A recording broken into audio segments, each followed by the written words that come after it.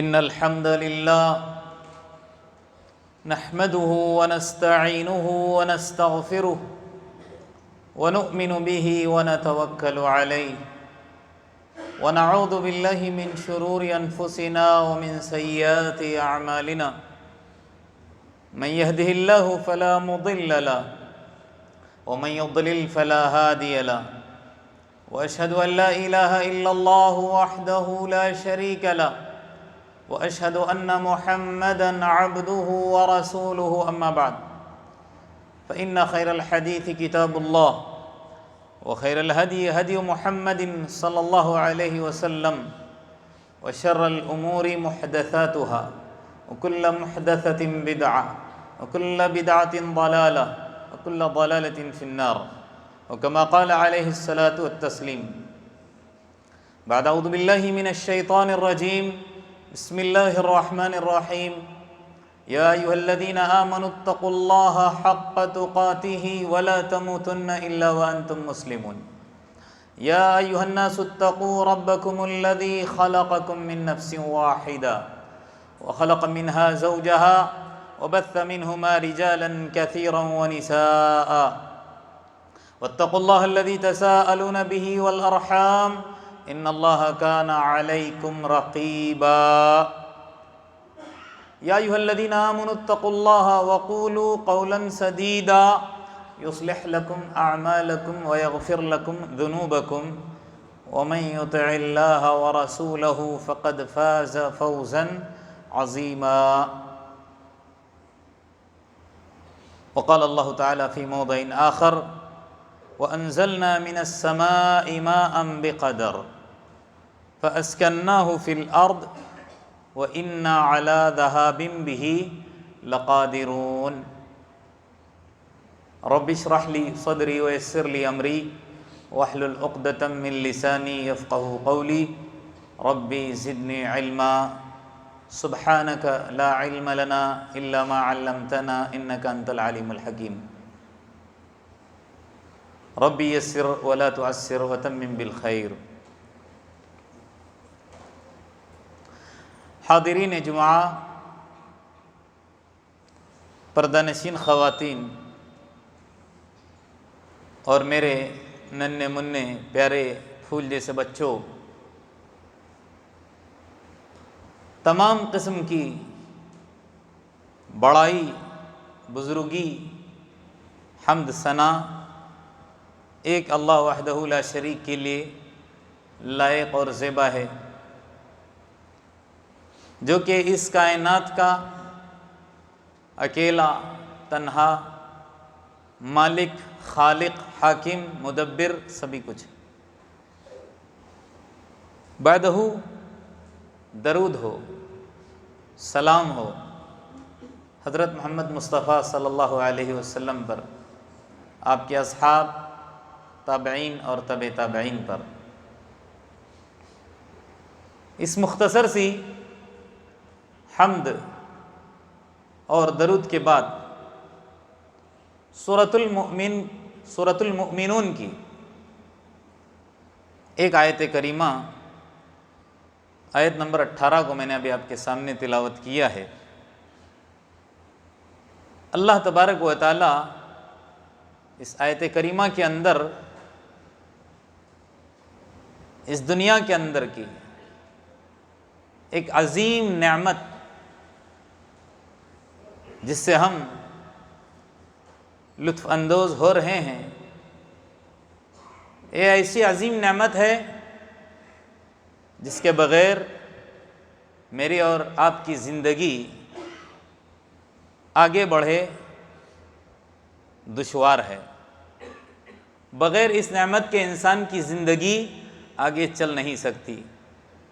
اس نعمت کا اللہ تبارک و تعالیٰ نے اس آیت کریمہ کے اندر ذکر کرتے ہوئے فرمایا، ہم آسمان سے پانی کو برساتے ہیں۔ فرمایا بقدر، ایک صحیح اندازے کے مطابق۔ یہ جو جملہ کہا گیا ہے بقدر، بہت معنی خیز ہے، بہت اس کے گہرے معنی ہیں، آدمی غور کرے تو معلوم ہو جائے گا۔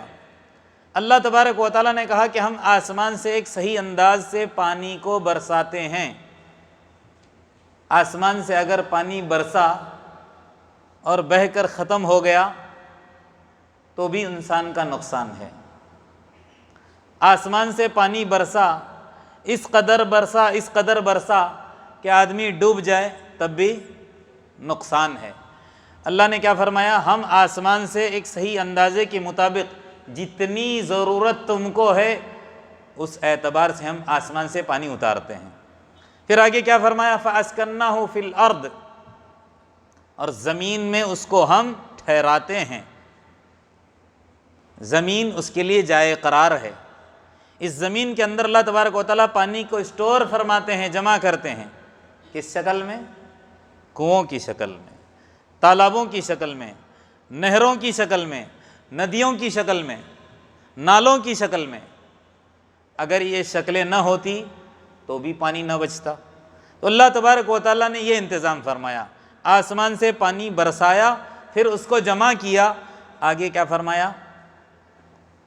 تاکہ یہ دو چیزیں آسمان سے اللہ نازل کرنے کے بعد ہم کہیں تکبر اور گھمنڈ میں مبتلا نہ ہو کہ ہمارے گھر میں کنواں ہے، ہمارے گھر میں تالاب ہے، ہمارے گھر میں بورویل ہے، ہم جیسے چاہیں اس کا استعمال کر سکتے ہیں، یہ ہماری اپنی جائیداد پراپرٹی ہے۔ نہ، اللہ نے فرمایا وَإِنَّا عَلَىٰ ذَهَابٍ بِهِ لَقَادِرُونَ، جیسے ہم آسمان سے اتارتے ہیں، اس کو اسٹور کرتے ہیں، اس کو ختم کرنے پر بھی قادر ہیں۔ یعنی اس خوش فہمی میں مبتلا نہ ہونا کہ اس پانی پر آپ کا 100% اختیار ہے، نہ۔ اور ایسا ہوتا ہے، ابھی بارش کے دن ہیں، پانی کی کمی نہیں ہے، 2-4 مہینے گزرنے دیجئے، اپریل مئی کو آنے دیجئے، اگر بارش نہ ہو، وقت ذرا آگے بڑھ جائے، کنویں تالاب سب سوکھنے لگتے ہیں، پھر انسان واویلا مچاتا ہے۔ تو وہی اللہ تبارک و تعالیٰ اپنی طاقت کے بارے میں بتا رہا ہے۔ تو الغرض باتیں بڑھتی جا رہی ہیں، باتیں بہت ساری ہیں سمجھانے کی۔ تو اللہ تبارک و تعالیٰ نے یہاں کیا کہا؟ پانی اتارتا ہے، جمع فرماتا ہے، اور پانی کو ختم کرنے پر بھی قادر ہے۔ یہ پانی اللہ تبارک و تعالیٰ کی مخلوقات میں سے سب سے عظیم مخلوق ہے، اور یہ مخلوق سب سے پہلی مخلوق ہے۔ ویسے ہم نے سنا سب سے پہلی مخلوق اللہ تبارک و تعالیٰ نے قلم کو پیدا کیا نا۔ علماء کرام کہتے ہیں کہ سب سے پہلی مخلوق، بعض کہتے ہیں، یہ علمی مسئلہ ہے، مزید مجھے اور تحقیق کرنے کی ضرورت ہے، سنی سنائی باتیں آپ کو بتا رہا ہوں۔ سب سے پہلی مخلوق کے تعلق سے کہتے ہیں کہ عرش ہے، اور بعض لوگ کہتے ہیں کہ سب سے پہلی مخلوق پانی ہے، لیکن دلیل میرے پاس صحیح مسلم کی روایت ہے، اللہ کے رسول صلی اللہ علیہ وسلم نے فرمایا، اللہ تبارک و تعالیٰ نے خلق اللہ مقادیر الخلق، اللہ تبارک و تعالیٰ نے ساری مخلوقات کے مقدر کو، تقدیر کو پیدا کیا ہے کہ نہیں؟ کب پیدا کیا؟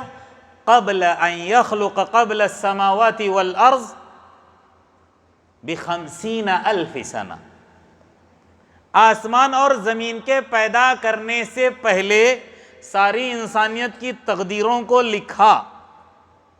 کتنے؟ 50,000 سال پہلے۔ یعنی ہم کو اللہ تبارک و تعالیٰ پیدا کرنے سے پہلے 50,000 سال پہلے ہماری تماموں کی تقدیریں لکھی جا چکی ہیں۔ یعنی اس وقت آسمان بھی نہیں، زمین بھی نہیں، پیڑ پودے بھی نہیں، چاند ستارے بھی نہیں، سیارے بھی نہیں، گیلیکسیز کچھ بھی نہیں تھا۔ لیکن پانی کے تعلق سے اللہ تبارک و تعالیٰ کیا فرماتا ہے اللہ کے رسول کی زبانی؟ وَكَانَ عَرْشُهُ عَلَى الْمَاءِ، اور اس وقت اللہ کا عرش کس پر تھا؟ پانی پر۔ لہٰذا بات سمجھ میں آ رہی ہے، اللہ نے پانی کو عرش سے پہلے ہی پیدا کیا تھا۔ تو یہ بہت ہی عظیم مخلوق ہے، اور اس کے بغیر اس دنیا کا وجود ہے ہی نہیں۔ یہ سمجھیے، پانی نہیں تو سارے کے سارے ختم ہو جائیں گے۔ سب سے پہلے ہوا ہے، ہوا کے بعد انسان کو جس چیز کی ضرورت ہوتی ہے وہ پانی ہے۔ ہوا اور پانی کے بغیر انسان کی زندگی ہو ہی نہیں سکتی، ختم ہو جائے گا۔ تو یہ اللہ تبارک و تعالیٰ نے خالی یہیں تک اس پانی کی نعمت کو نہیں رکھا، یہ آگے بھی ملنے والا ہے۔ جب ہم انشاءاللہ اس دنیا سے رخصت ہو کر آخرت کی طرف کوچ کریں گے، جب جنت جہنم کا فیصلہ ہو جائے گا، تو جنت کے اندر بھی پانی کا انتظام ہے، اور جہنم کے اندر اللہ میرے اور آپ کی حفاظت فرمائے۔ گرم پانی کا ہے نا، بیمائن حمیم کا لفظ آتا ہے، لیکن جنت کا ہم ذکر کرتے ہیں۔ جہنم سے اللہ میرے اور آپ کی بلکہ سارے انسانیت کی، امت مسلمہ کی حفاظت فرمائے، آمین۔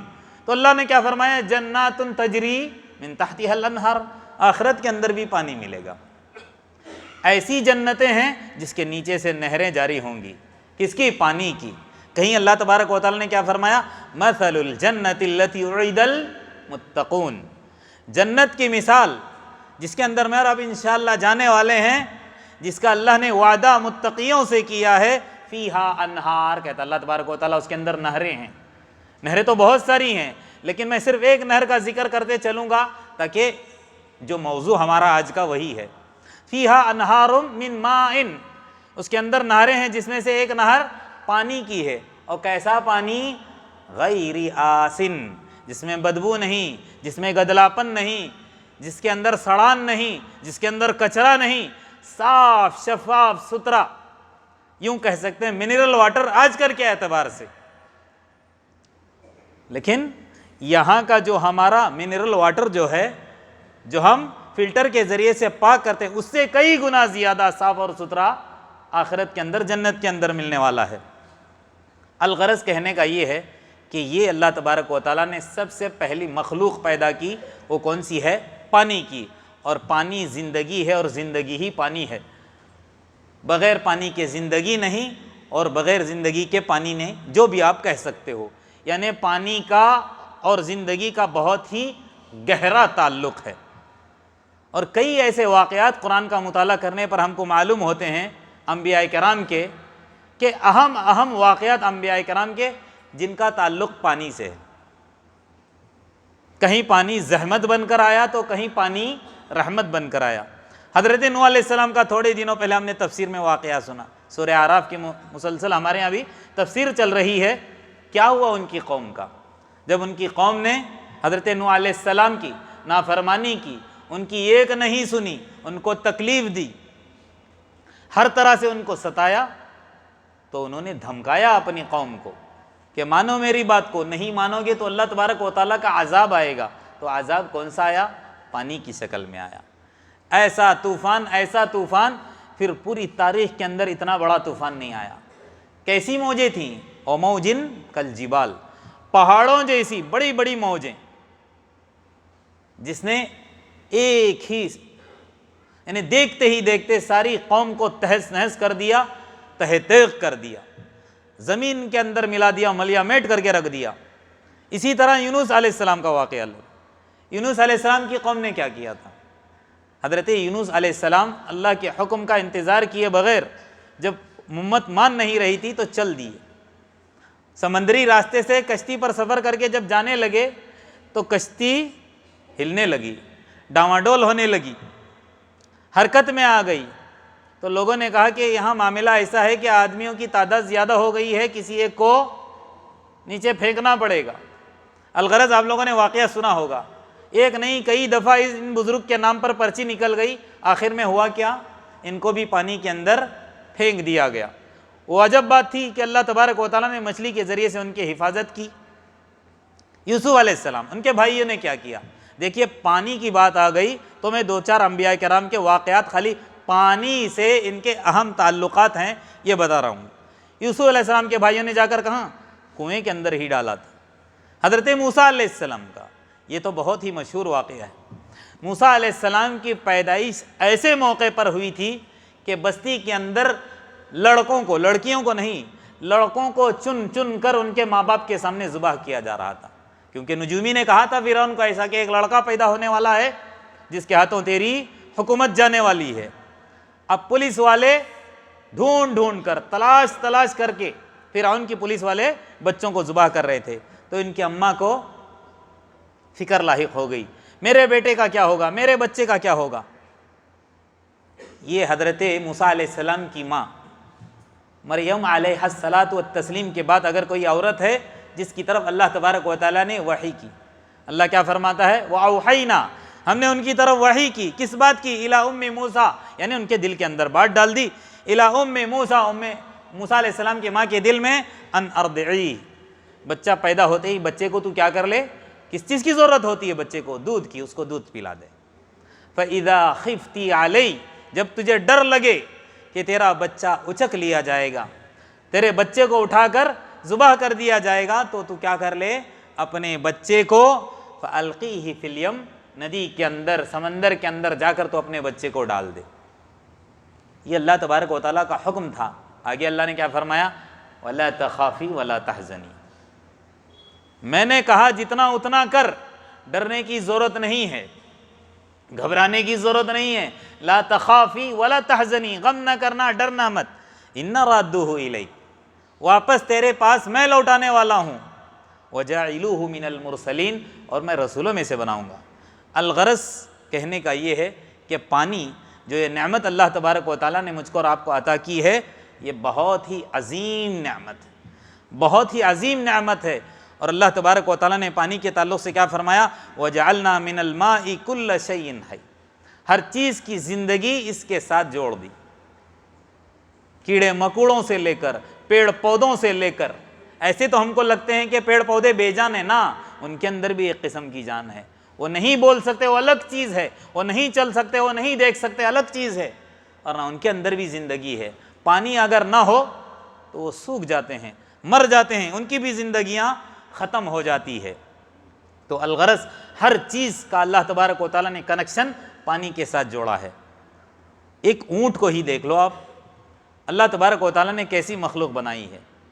یہ ایک ایسی مخلوق ہے کہ اس مخلوق کے علاوہ شاید کہ بھی کوئی اور اللہ تبارک و تعالیٰ کی مخلوق ہو جو پانی پیے بغیر 15 دن سے مہینہ بھر رہ سکتی ہو۔ آپ کہو گے پانی پیے بغیر، نہ، یہ بھی پانی پیتا ہے، لیکن اللہ تبارک و تعالیٰ نے اپنی قدرت سے اس کے اندر، یعنی اونٹ کے پیٹ کے اندر اللہ تبارک و تعالیٰ نے ایک ٹینک بنا رکھا ہے پانی کا، جو اس کے اندر وہ کیا کرتا ہے؟ ذخیرہ بنا کر کے رکھتا ہے، کیونکہ اس کی زندگی زیادہ تر کہاں گزرتی ہے؟ صحراؤں میں، ریگستان کے اندر۔ یہ آبادی کے اندر یا جہاں پیڑ پودے گھنے رہتے ہیں وہاں نہیں رہتا۔ اس کی زندگی کہاں گزرتی ہے؟ ریگستان کے اندر، جہاں ریت ہوتی ہے، ریتیلی زمین پر یہ رہتا ہے، تو وہاں پر دور دور تک پانی نظر نہیں آتا۔ تو یہ کیا کرتا ہے؟ پانی جب اس کو پلایا جاتا ہے تو یہ زیادہ پانی پی کر اپنے اس ٹینک کے اندر اسٹور کرتا ہے، اور جب ضرورت ہوتی ہے تو تھوڑا تھوڑا کر کے اس میں سے پی لیتا ہے۔ تو الغرض کہنے کا کیا ہے کہ پانی نعمت بھی ہے، پانی رحمت بھی ہے، اور پانی زحمت بھی ہے۔ یہ ایک بھی بات ہمارے سمجھ میں آنی چاہیے۔ پانی رحمت کس اعتبار سے ہے؟ اللہ نے شروع میں کیا فرمایا؟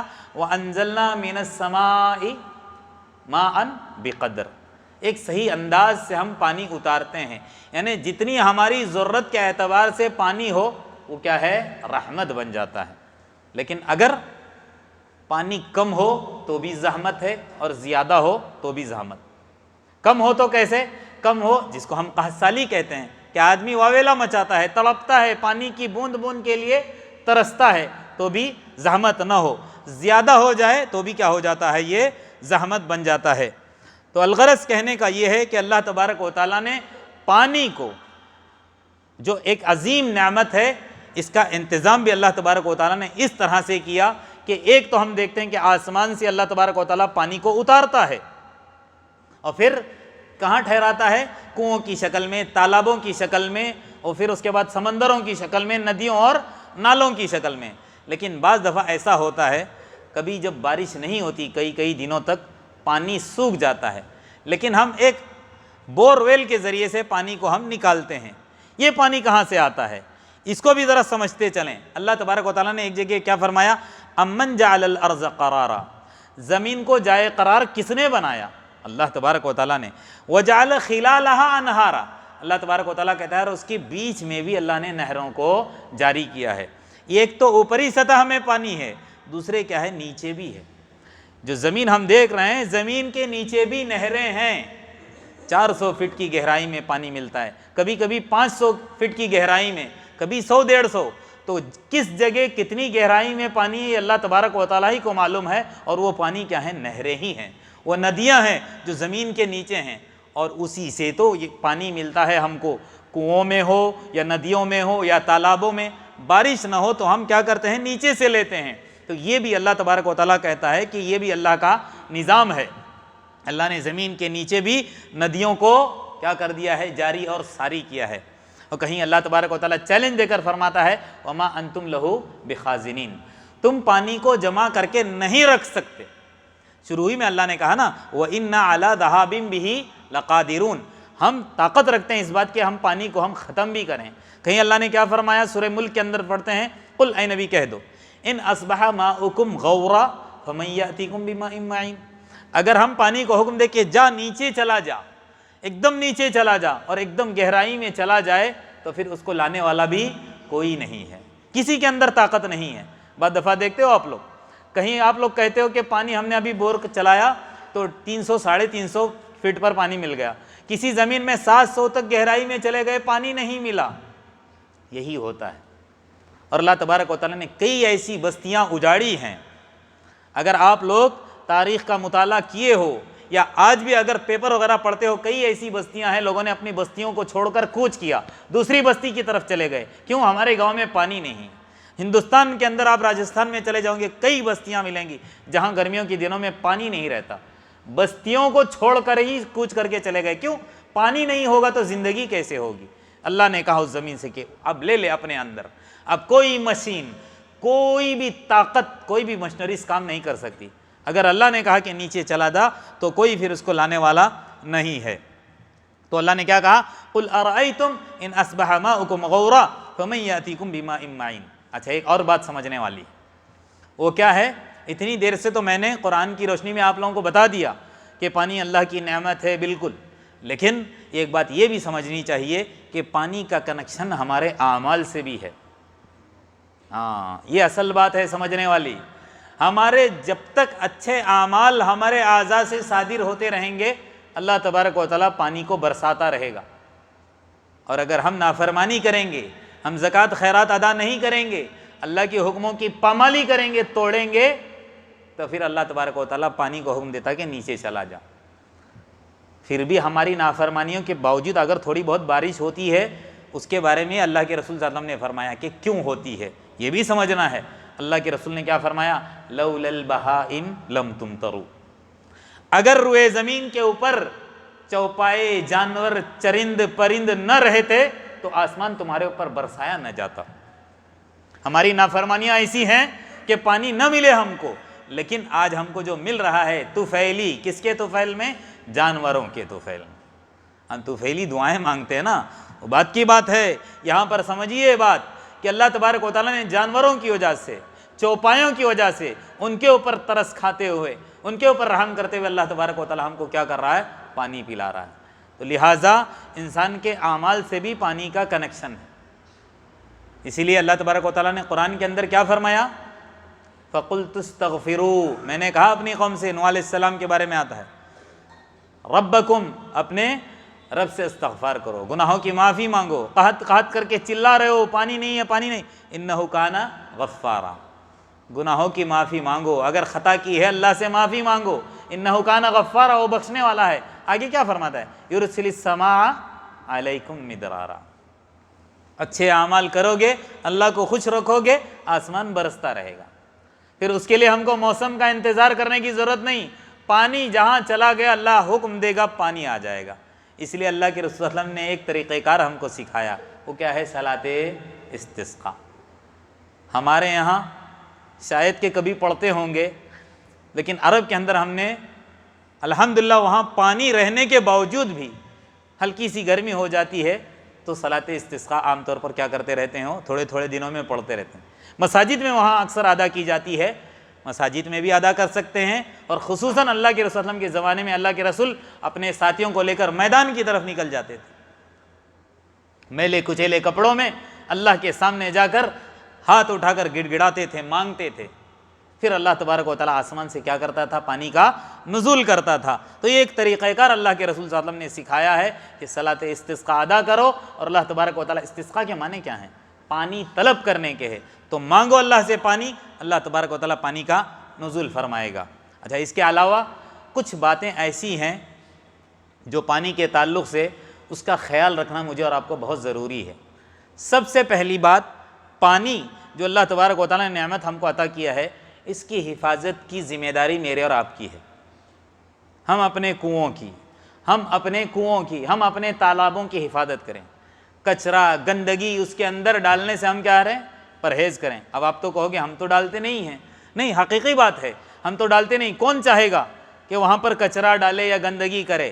لیکن ایک بات کا خیال رکھیں، کیا ہوتا ہے، اب ہمارا کنواں یہاں پر ہے، پڑوسی کا بھی کنواں وہاں پر ہے، بعض لوگوں کا وہاں پر کنواں نہیں رہتا، اس کے گھر میں بورویل ہے، اب وہ سیفٹی ٹینک یا کیا کرتا ہے، لیکیج ٹینک اسی طرف کر دیتا ہے، جس کی وجہ سے وہاں کی گندگی باجو والے کے کنویں میں چلی جاتی ہے۔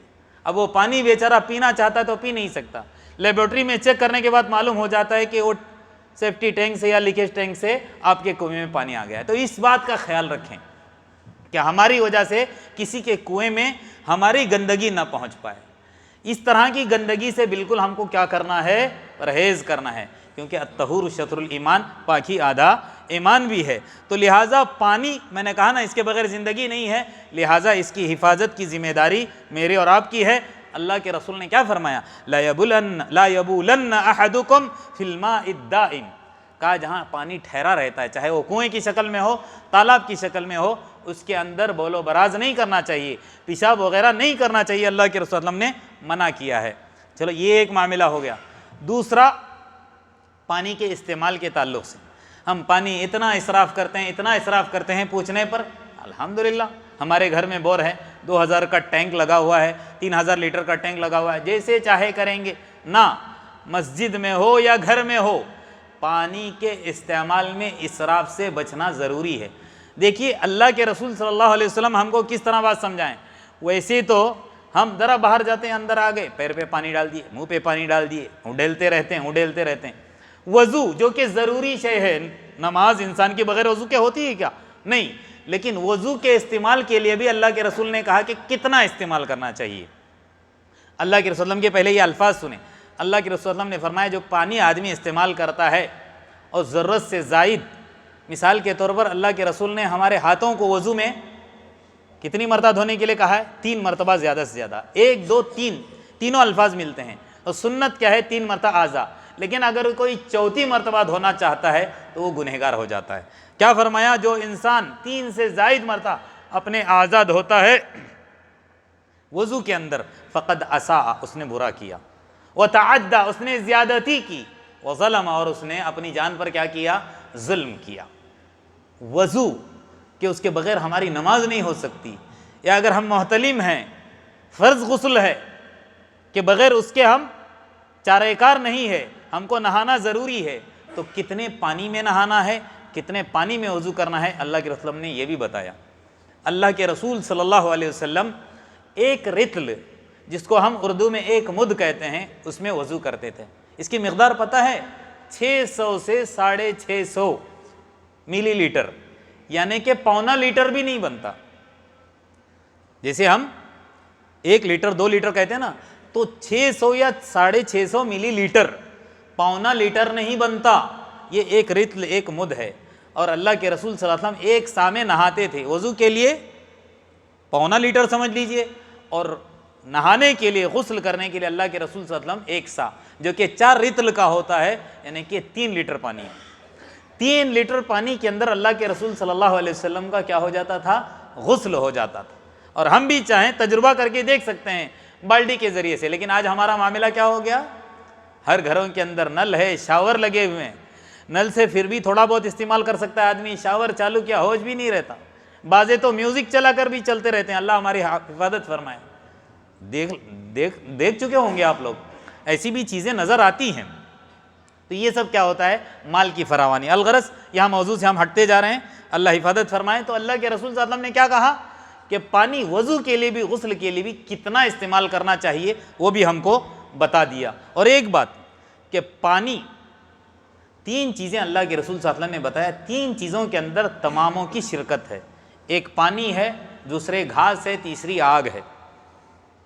کیا مطلب ہے اس کا؟ پانی دینے میں کنجوسی نہ کریں یا پیسے کی طلب نہ کریں. آپ کے گھر میں بور ہے، آپ کے گھر میں بہت گہرا کنواں ہے، پانی سوکھتا نہیں ہے، پڑوسی پانی چاہتا ہے، آپ ایسے دے دو. وہاں کنجوسی نہ کرو، بخل نہ کرو، خوب دے دو پانی. اور دوسری چیز گھاس پھوس. ہم لوگ تو جانور پالتے نہیں ہیں، لیکن جو جانور پالتے ہیں اور اگر اپنے جانوروں کو چرانا لے جاتے ہیں، اللہ کی یہ زمین ہے، کوئی یہاں یہ میری زمین ہے یہاں گھاس پھوس ہے کھانے، ایسا نہیں ہے. گھاس کے اندر، پانی کے اندر اللہ کے وسلم نے فرمایا کہ سب ملے ہوئے ہیں، سب کی شرکت ہے. اور آگ، اس زمانے میں تو بڑی آسانی سے آگ مل جاتی ہے، اس زمانے کے اندر آگ سے آگ جلائی جاتی تھی. اب تو یہاں سلنڈر کی شکل میں، نہ جانے گیس لائٹ کی شکل میں، الگ الگ شکلیں، یہاں تک کہ کرنٹ کے ذریعے سے بھی ہماری آگ کا انتظام ہو جاتا ہے. تو اللہ کے رسول صلی اللہ علیہ وسلم نے کیا فرمایا کہ 3 چیزوں کے اندر شرکت ہے، اس میں سے پانی. پانی خوب پلاؤ. اب پلانے میں، دینے میں یہ نہ دیکھو کہ اپنا ہے غیر ہے، غیر کو بھی پلاؤ. کسی بھی برادری کا کیوں نہ ہو، جانوروں کو پلاؤ، جانوروں پر بھی ترس کھاؤ. بعض دفعہ جانور گھر کے پاس آ کر چلاتے ہیں، پلاؤ پانی. کچھ پلا سکتے ہو پلاؤ، اس پر بھی آپ کو اجر ملے گا. ایک آخری بات بیان کر کے میں اپنی بات ختم کرتا ہوں کہ پانی پلانے پر ایک فاحشہ جو عورت تھی، اللہ تبارک و تعالیٰ نے اس کی کیسے بخشش کی. ایک تو زانیہ تھی اور دوسرے اللہ کی نافرمان بندی. اور اللہ تبارک و تعالیٰ نے صرف ایک جانور کو، کیسے جانور کو جس کو مارنے کا حکم ہے، کتا.